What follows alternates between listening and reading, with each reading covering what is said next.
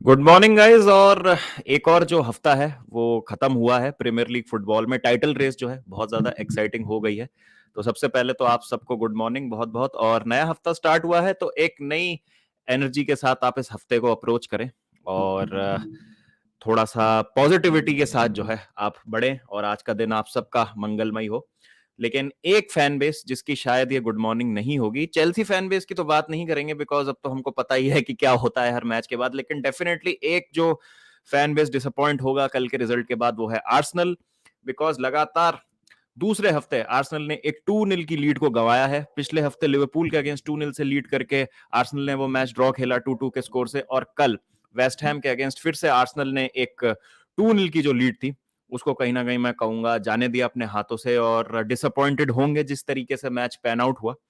और दूसरी एक जो बड़ी न्यूज है वो ये है कि नागल्समैन की फाइनली जो है मीटिंग हो गई है चेल्सी के बोर्ड से, उनके रिप्रेजेंटेटिव से। तो आगे भी एक और राउंड शेड्यूल्ड है मीटिंग का। तो बात करेंगे इन दो चीजों की, लेकिन पहले बात करते हैं टाइटल रेस की और आर्सेनल की।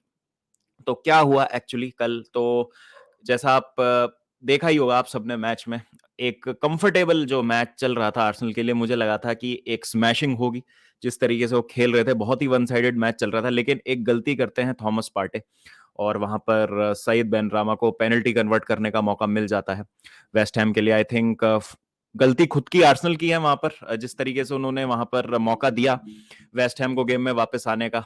एक चांस मिलता है वहां पर, डेक्लन राइस स्क्वायर करते हैं बॉल और गैब्रियल मगालिस से फाउल हो जाता है। तो सईद बेनरामा आसानी से उस पेनल्टी को स्लॉट कर देते हैं। आई थिंक उसमें तो कोई डिबेट नहीं था कि वो पेनल्टी थी कि नहीं थी।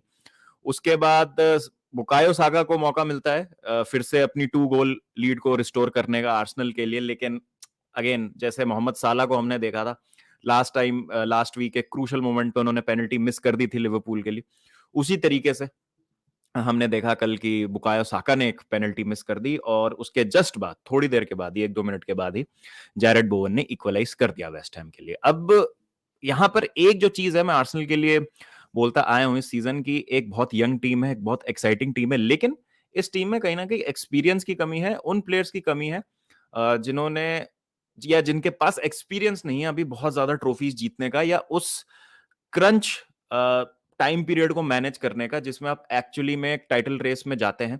और आपको पता है जब आप पेप गार्डियोला की मैनचेस्टर सिटी के अगेंस्ट जब आप एक टाइटल रेस लड़ रहे हैं तो एक एक पॉइंट ड्रॉप बहुत ज्यादा भारी पड़ सकता है एंड में। लिवरपूल से बेहतर ये कोई नहीं जानता जब 2 बार एक एक पॉइंट या मतलब बहुत ही क्लोज मार्जिन से जो है टाइटल डिसाइड हुआ है, लास्ट डे तक टाइटल गया है। और मैनचेस्टर सिटी जिनको एक्सपीरियंस है टाइटल्स पे टाइटल जीतने का, स्पेशली पेप गार्डियोला की मैनचेस्टर सिटी, जो कि बहुत ही ज्यादा रिलेंटलेस हो जाते हैं स्पेशली इस फेज में सीजन के, और जहां पर वो आपको मौका नहीं देते। आपने एक गलती करी और वो उस पर कैपिटलाइज कर लेंगे। तो अभी तक जो टाइटल आर्सेनल के हाथ में था, वैसे तो अभी भी आर्सेनल के हाथ में ही है। अगर वो मैनचेस्टर सिटी को हरा देते हैं एतिहाद स्टेडियम में, जो कि एक बहुत ही डिफिकल्ट टास्क होने वाला है, तो अभी भी आर्सेनल के लिए ज्यादा कुछ बिगड़ा नहीं है। लेकिन उन्होंने मैनचेस्टर सिटी के लिए दरवाजा खोल दिया टाइटल रेस में वापस आने के लिए। अब अगर हम बात करें तो पिछले अगर मैच की हम बात करें जो आर्सेनल ने लिवरपूल से ड्रॉ खेला था, आई थिंक उसमें लिवरपूल सेकंड हाफ में और फर्स्ट हाफ के लास्ट के 5 मिनट में बहुत ही बेहतरीन फुटबॉल खेली थी। मैं कहूंगा कि आर्सेनल वहां पर लकी थी उस मैच में कि कहीं ना कहीं वो ड्रॉ के साथ एस्केप किए। लेकिन इस मैच की बात करें तो कोई एक्सक्यूज नहीं है, आर्सेनल ने अपनी गलतियां खुद बढ़ाई हैं। डोमिनेट किया उन्होंने वेस्ट हैम को, मौका था उनके पास अच्छी एक लीड लेने का। लेकिन जिस तरीके से मैंने कहा क्रंच मोमेंट्स पे अपनी नर्व्स को कंट्रोल करना और काबू रखना उस चीज पे बहुत ज्यादा जरूरी होता है, स्पेशली एक लीग सीजन में। और देखिए लीग फुटबॉल का नेचर ही ऐसा है, आप एक्सपेक्ट नहीं करेंगे जिस टीम को कि वो आके हरा देगी, वो आपसे पॉइंट्स छीन जाएगी। तो कभी कभी वही चीज हो जाती है। यहां पर हम किसी भी आप लीग में देख लीजिए, ऐसा नहीं है कि कोई भी टीम एकदम परफेक्ट फुटबॉल खेल रही है। जो टीम है कंफर्टेबली भी लीड में है अपनी लीग में, स्पेशली अगर फॉर एग्जांपल हम बार्सिलोना की बात करें तो वो भी कहीं ना कहीं पिछले 1-2 गेम्स में उतना बेहतरीन फुटबॉल उन्होंने नहीं खेला है जितना फैंस एक्सपेक्ट करेंगे। लेकिन ये नेचर है लीग फुटबॉल का, टीम्स जो है आपसे अगर नीचे पायदान पे भी है तो आपको एक अच्छा कंपटीशन देती है और पॉइंट्स आपसे छीन के ले जाती हैं। तो आप पे ओनस होता है कि जब आपके ऊपर वो क्रंच टाइम आ चुका है सीजन का, जहां पर आपको इनिशिएटिव लेना है, जहां पर आपको मौका नहीं देना है और लीड जो अपनी बरकरार रखनी है, वहां पे आप स्टंबल ना करें, स्पेशली उन मैचेस में जहां पर आप लीड पे हैं। तो आर्सेनल ने लगातार 2 हफ्ते जो है सेम गलती दोहराई है और 4 पॉइंट ड्रॉप कर दिए हैं पिछले 6 में से, जो कि 6 के 6 वो ले सकते थे।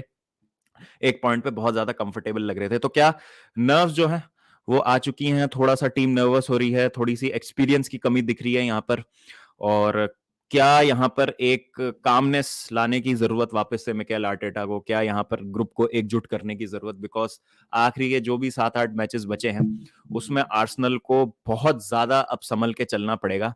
अगर यहाँ पर हम एक बार नजर डालें, लीग टेबल पे एक बार नजर डालें और देखें किस तरीके से जो है दोनों टीमों के बचे हैं फिक्सचर्स, तो ये आर्सेनल के फिक्सचर्स पे हम पहले नजर डालेंगे। तो जैसा आप देख सकते हैं, अगला मैच साउथहैम्पटन से है, जो मुझे लगता है कि आर्सेनल को जीतना चाहिए। फिर Man City away, Chelsea home. Chelsea तो I think is a push over, मेरे हिसाब से आर्सेनल एम्फेटिकली जीतेगी चेल्सी से ये मैच। उसके बाद न्यूकासल, ब्राइटन, तो थोड़े से टफ फिक्सचर्स हैं ये आर्सेनल के लिए। नॉटिंघम फॉरेस्ट और वुल्व्स मेरे ख्याल से आसान फिक्सचर होंगे, लेकिन तब तक टाइटल की क्या स्थिति रहेगी वो देखना बहुत ज्यादा जरूरी। मैन सिटी आर्सेनल एक बहुत ही ज्यादा क्रूशल फिक्सचर हो जाता है। यहीं हम अगर मैन सिटी के फिक्सचर्स पे नजर डालें तो मैन सिटी को खेलना है ब्राइटन से, आर्सेनल से, फुलम से, वेस्ट हैम से, लीड्स से, एवर्टन से, चेल्सी से और ब्रेंटफोर्ड से। तो अगर मैं दोनों टीम्स के कंपेयर करूं फिक्सचर, तो थोड़े से मैं यहां पर कहूंगा कि मैन सिटी के फिक्सचर्स मुझे हल्के से ज्यादा इजी लग रहे हैं। तो मैन सिटी और जो आर्सेनल मैच है ये बहुत ज्यादा क्रूशल हो जाता है। और अगर आप एक बार पॉइंट्स टेबल पे यहां पर नजर डालेंगे तो मैन सिटी अपना अगर गेम इन हैंड जीत जाती है तो एक टाइम पे जो 5 या 8 पॉइंट का गैप था वो अब सिर्फ 1 पॉइंट का ही रह जाएगा। और 7 मैचेस अभी भी बचे हैं सीजन में, जो कि बहुत ज्यादा लंबा टाइम होता है अगर 1 पॉइंट की आपके पास लीड है। और अगर मैन सिटी ने आर्सेनल को भी हरा दिया तो बहुत ही ज्यादा एक दिक्कत भरा माहौल हो जाएगा आर्सेनल के लिए, और टाइटल रेस में फिर मैन सिटी को उस पॉइंट से पीछे छोड़ना काफी एक मुश्किल टास्क होता है। तो क्या लगता है आप लोगों को, मुझे जरूर बताइए। मेरे हिसाब से तो आई थिंक आर्सेनल के जो दो मैचेस में जो दो ड्रॉ खेले, आई थिंक ये बहुत ही मैसिवली डेंट करेंगे उनके टाइटल एम्बिशंस को। मुझे नहीं लगा था कि इस तरीके से आर्सेनल जो है 2 बार लगातार अपनी एक लीड जो है उसको गंवा देगी। तो देखते हैं क्या होता है। और बात करते हैं जूलियन नागल्समैन की, तो रिपोर्ट आई है, फाब्रिजियो रोमानो ने भी कंफर्म किया है कि इनिशियल टॉक्स हो चुकी हैं और थर्सडे को मिले थे जूलियन नागल्समैन चेल्सी के बोर्ड से और ओनर से। और एक और राउंड ऑफ जो है टॉक्स वो शेड्यूल्ड है जहां पर वो अपने आइडियाज और जो उनके प्लान्स हैं और जो उनका प्रोजेक्ट है वो प्रेजेंट करेंगे। तो ठीक है, इससे साफ अब पता चल जाता है कि क्यों इतना टाइम लग रहा है रिक्रूटमेंट में।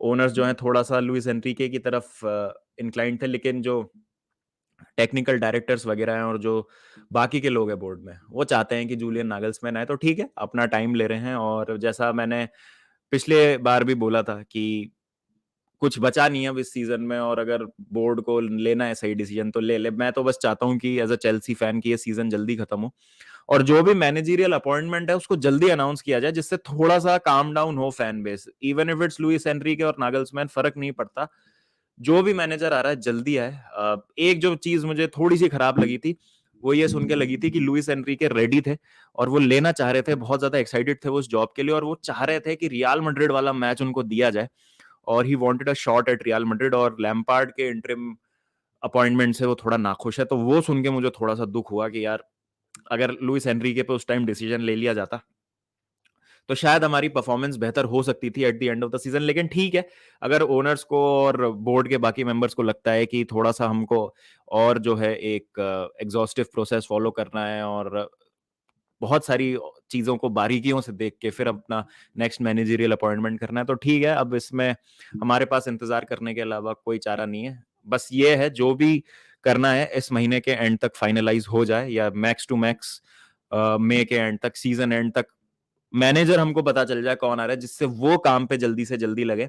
तो हमको जो प्री सीजन में चीजें करनी है उसके लिए हमारे पास एक बेस अच्छा हो, वो रेडी करने के लिए हमारे पास जो है मतलब टाइम अच्छे से मिल जाए उस मैनेजर को जो भी आने वाला है, और एक कामनेस आए फैन बेस में, एटलीस्ट हमको पता रहे कि हमारा मैनेजर कौन होने वाला है नेक्स्ट सीजन। तो ये चीज बहुत ज्यादा जरूरी है। तो आपकी क्या राय है? Please do let me know in the comment section about the title race और who will be the next manager. मुझे लग रहा है it is going to be Nagelsmann. मुझे ऐसी फीलिंग आ रही है कि नागल्समैन के फेवर में बहुत सारी चीजें हैं यहाँ पर, तो वो आएंगे। बाकी देखते हैं क्या होता है।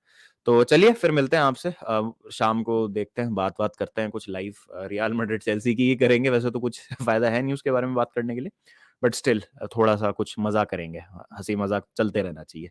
चलिए गाइस, टेक केयर एंड